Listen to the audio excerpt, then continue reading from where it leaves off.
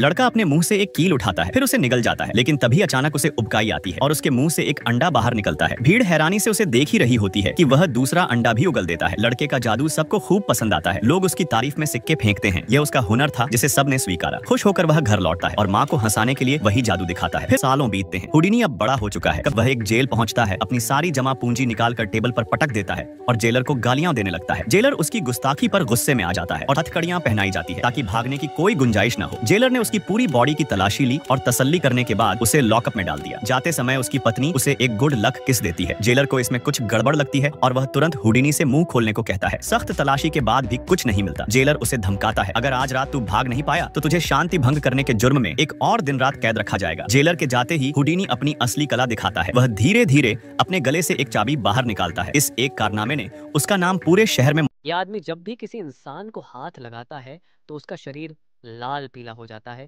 क्योंकि उसे इंसानों से एलर्जी होती है। अपनी इस अजीब बीमारी से वह बेहद परेशान रहता है। तभी उसका एक दोस्त उसकी मदद के लिए एक एआई रोबोट बनाता है। इस रोबोट को ऐसा बनाया जाता है कि इसे छूने पर उस आदमी को कोई समस्या ना हो, लेकिन रोबोट बनाते समय उसमें एक शॉर्ट सर्किट हो जाता है। उसका दोस्त इस रोबोट को उस लड़के के घर भेज देता है।